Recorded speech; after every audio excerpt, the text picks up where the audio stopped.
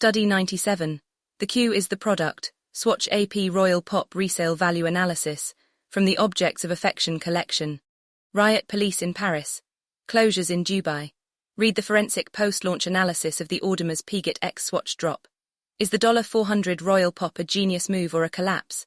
On the morning of May 16, 2026, the confirmed launch date of the Audemars Piguet X Swatch Royal Pop collection, stores across Dubai, Singapore, London, Paris, Liverpool, Birmingham, Glasgow, Sheffield and Cardiff refused to open their doors. In Dubai, Swatch's own Instagram account announced the cancellation of the entire release at Dubai Mall and Mall of the Emirates, citing crowd safety. In Singapore, Swatch's Vivo City location closed for the remainder of the day under instruction from local authorities. In London, crowds forced past security at the Battersea Power Station store before 8 a.m. Riot police were deployed at Westfield Parley 2 in Paris. People had been camping outside stores for days. In Times Square, New York, queues reportedly began forming nearly a week before launch. On eBay, resale listings appeared before most retail buyers had touched a single unit, ranging from $1,200 to over $8,000 for an object retailing at $400. This is the follow-up study to OAC's pre-launch analysis, Audemars Piguet X Swatch Royal Pop. The Hollowing of an Icon, published May 11, 2026. The present study applies the Post-Luxury Conceptual Functional Art, PLCFA framework as a post-launch forensic instrument. The operative lexicon terms engaged are speculative velocity, spectacle of descent, zero-sum aura, semantic burden, the spectacle, hollowed object, aura transaction and secondary market capture. The argument is this: the Royal Pop did not fail its launch. It succeeded so completely at its actual structural purpose, the engineering of scarcity as spectacle and speculative capital as distribution mechanism, that physical retail became an obstacle, not an infrastructure. The Q was never the route to the object. The Q was the product, the prediction and the confirmation. In the May 11 study, OAC argued that the Royal Pop would function as a speculative velocity event, defined within the PLCFA framework as a release architecture in which the velocity of speculative demand structurally exceeds the capacity of any legitimate distribution system, rendering the object's primary market function secondary to its secondary market function from the moment of announcement. The study identified 5 structural markers of a speculative velocity event: in-store-only release, enforced per-person purchase limits, a global synchronized launch, a collaborator whose aura is non-transferable through reproduction, and a price point sufficiently low to attract a buyer class with no intention of wearing the object. All 5 were confirmed. The Royal Pop launched in-store only across more than 200 boutiques globally. Purchase limits, 1 per person per store per day. Launch, globally synchronized. The Royal Oak's aura, 54 years of sovereign design, independent ownership and mechanical legitimacy, was borrowed but, as OAC predicted, not transferable. And at $400, the watch was priced precisely within the flip economics sweet spot where secondary market returns are guaranteed and retail risk is negligible. The prediction was not pessimistic. It was a structural analysis. What happened on May 16, 2026, was not a logistical failure. It was a logistical success at engineering a system that was never designed to deliver the object. The OAC framework's predictive function here is worth naming explicitly. Jean Baudrillard diagnosed the simulacrum as the condition in which the representation precedes and determines the real. The Royal Pop secondary market listings, some posted before buyers had physically purchased a unit, are a pure instance of this. The speculative sign value of the object existed, circulated, and generated financial returns before the object itself was materially distributed. The simulacrum of the Royal Pop was tradable before the Royal Pop was wearable. Panic architecture, the built structure of the failure. What the media reported as chaos was, in the PLCFA reading, a precisely predictable architectural outcome. The term panic architecture describes the spatial and logistical configuration produced when speculative velocity demand encounters a retail footprint designed for normal commercial traffic. Swatch boutiques, typically small format, high street or mal-embedded stores, are not venues. They are retail units averaging several hundred square feet of floor space, staffed for dozens of daily visitors, not hundreds of overnight campers. The retail spectacle that Swatch deploys as its primary marketing mechanism requires a controlled performance of scarcity. The Q, visible to passers-by, photographed by media and circulated on social platforms, functions as the advertisement. But the performance has a load-bearing limit. When the crowd exceeds that limit, when campers arrive days early, when hundreds force past security, when police are called, the spectacle tips from controlled desire into crowd safety failure, Dubai cancellation, Singapore closure, London's Battersea Power Station crowd breach, riot police at Westfield Parley 2. At 9 a.m, Liverpool staff announced over the loudspeaker that the store would not open. This is not a supply chain problem. It is not a staffing problem. It is the inevitable structural consequence of engineering a globally synchronized drop culture event for an object whose allocated units per location number in the low tens. The store that refuses to open is not a failure of the launch. It is the launch's most efficient outcome. Maximum spectacle, zero inventory risk, infinite social media content, and guaranteed secondary market liquidity, all achieved without distributing a single unit. Swatch CEO Nick Hayek's pre-launch commentary acknowledged the 2022 Moon Swatch chaos as a baseline. The Moon Swatch launch at London's Carnaby Street store was shut down by Metropolitan Police within 30 minutes of opening, having served only 10 customers. That event, widely reported as a failure of crowd management, generated more earned media than any paid advertising campaign Swatch had ever run. The Moon Swatch became the most successful watch collaboration of the decade by any commercial measure, with over 2 million units sold across 36+ references. Hayek knew the royal pop would produce comparable scenes. The acknowledgement was not a warning, it was a promise. The Q as product, spectacle theory confirmed. Guy Debord's concept of the spectacle, the social relationship between people mediated by images, finds one of its most complete contemporary expressions in the launch day queue. The royal pop queue is not a line of buyers waiting to access a product. It is a spectacle of dissent masquerading as consumer desire, a performance of exclusivity in which the participants are simultaneously the audience, the actors, and the advertisement. Every image of a crowd outside a closed Swatch store is worth more to the brand than any image of a happy buyer leaving with a paper bag. The closed store is the scarcity made visible. The crowd is the proof of value. The disappointment is with the marketing. This is what OAC's pre-launch study called the aura transaction, the mechanism by which a commercial brand extracts the cultural capital of a legitimate entity and deploys it as its own sign value. The royal pop does not need every buyer to receive a watch. It needs every non-buyer to see the queue. The hyperreality of the drop, the simulated urgency, the manufactured scarcity, the ritualized performance of access, is the actual product delivered at scale. The 8 bio-ceramic pocket watches are the residue. The global spectacle is the object. Every photograph of a locked Swatch door with a crowd pressing against it is a free advertisement confirming that the object is worth having. The retail collapse and the marketing campaign are identical events. The PLCFA framework distinguishes between the sovereign object, an object whose value is structurally generated by its material specificity, labor density, and non-reproducibility, and the spectacle object, whose value is generated by the image of its inaccessibility. The royal pop is the latter at its most refined. Its semantic burden, the sum total of meaning it is asked to carry, is borrowed entirely from the Royal Oak's 54-year material history, but it carries that meaning in a bio-ceramic shell that is, by design, a simulacrum of the original. The weight of the Royal Oak's narrative permanence, the overnight genius of Gerald Genter, the steel provocation of the 1972 Basel Fair, the weightless discipline of Le Brassus, is borne by an object designed in a meeting room and manufactured at volume. Secondary market capture, the real distribution architecture.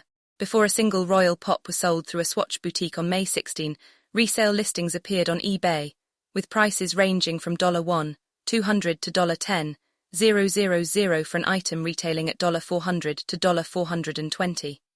By mid-afternoon, confirmed sold units were appearing at $8,000 plus. This is not an anomaly. It is the actual distribution architecture of the speculative velocity event operating as designed. The retail network, 21 locations in the United States, 13 in the United Kingdom, and selected locations across Europe, Asia, and the Gulf, was never the primary distribution mechanism. It was the performance stage. The secondary market is where the object's financial life begins in earnest.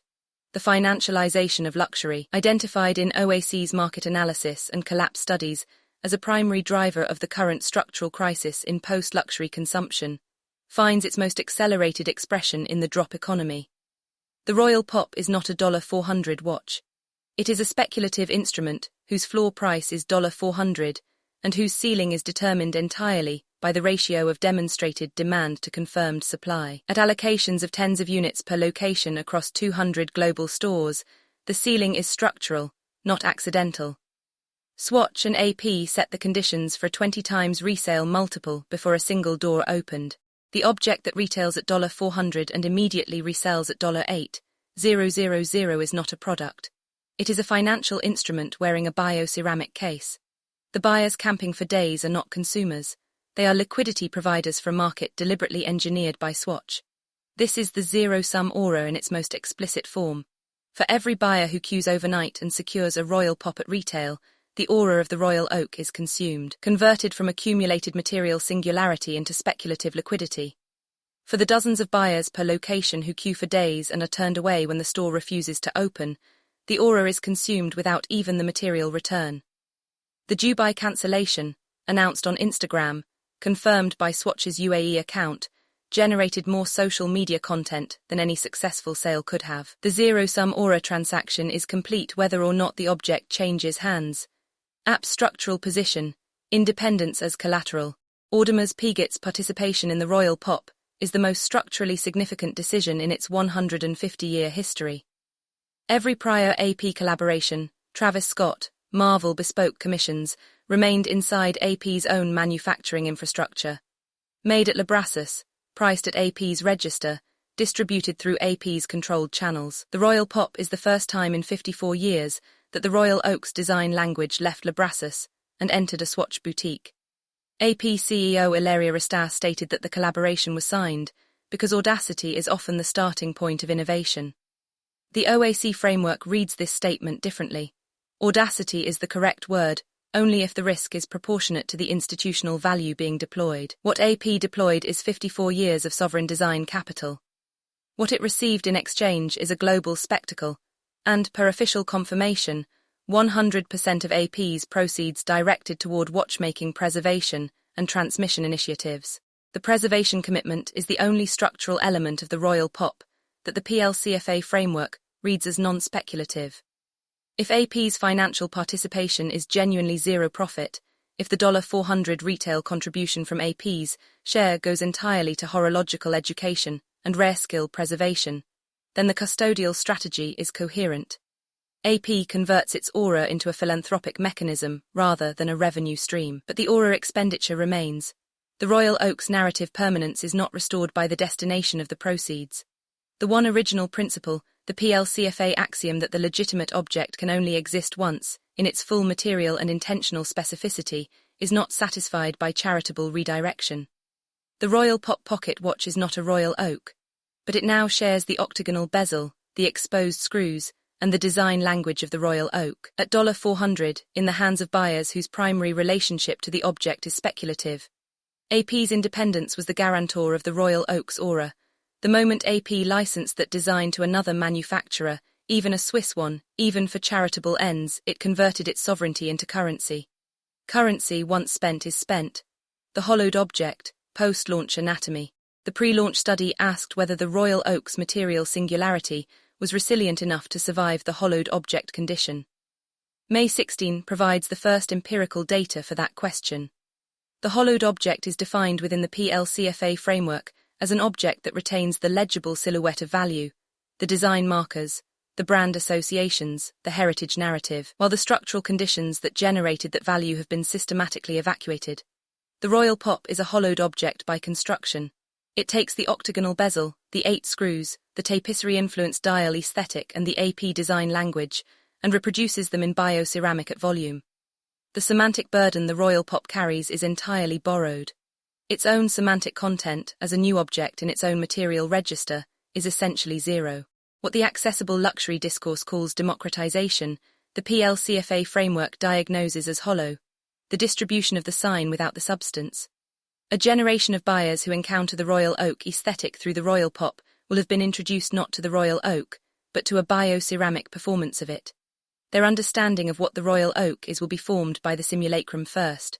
The hyperreality precedes and occludes the real, exactly as Baudrillard predicted, and exactly as the OAC's pre-launch framework anticipated. This is not democratization.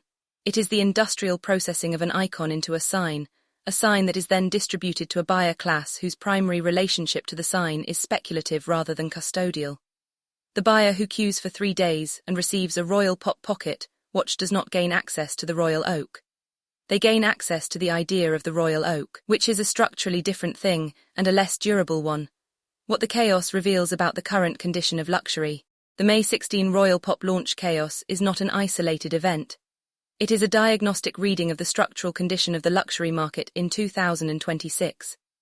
OAC's market analysis and collapse studies have documented the bifurcation of the luxury market into 2 structurally distinct registers: the speculative velocity register, drop culture, artificial scarcity, secondary market arbitrage, brand spectacle, and the material singularity register, singular objects, custodial contracts, labor density, narrative permanence. The Royal Pop is the most complete expression of the first register in the history of Swiss watchmaking. Its chaos is not the market's failure. It is the market's most articulate statement. The meaning deficit study documented the accelerating consumer turn toward material integrity and away from sign value performance. The Royal Pop appears to contradict this argument. Thousands of buyers camped for days for a bioceramic pocket watch whose value is entirely speculative. But the contradiction is only apparent. The buyers who queue for the Royal Pop are not luxury consumers in any structural sense. They are participants in a financial instrument that takes the form of a watch. The crowd outside the closed Dubai Mall Swatch store is not a demonstration of demand for haute horlogerie. It is a demonstration of demand for the speculative liquidity that the Royal Oak's aura has been converted into. These are different markets. The luxury market's most significant structural divide is not between expensive and affordable. It is between objects whose value is generated by what they are made of and how they were made, and objects whose value is generated by how difficult they are to obtain. The Swatch note, not a limited edition. Swatch's Singapore account in announcing the Vivo City closure included a detail that the global coverage has largely missed. The Royal Pop collection is, per Swatch, not a limited edition release, with future restocks confirmed. This is the most structurally significant disclosure of the launch day. It is also the most honest admission of the Royal Pop's actual architecture. The Moon Swatch was presented as an ongoing franchise, 11 initial colorways, followed by Mission to Moonshine Gold, Mission to Moon Phase, Mission to Earth, and continued additions through 2025. Each new release diluted the aura of the previous one. Each new release produced a smaller queue. Each new release required a louder spectacle to garner the same level of attention. The speculative velocity engine requires continuous fuel. The fuel is the announcement of new scarcity. When the existing scarcity resolves through restocking, through secondary market saturation, through the simple passage of time, the engine requires a new cycle. The full study is available at objectsofaffectioncollection.com.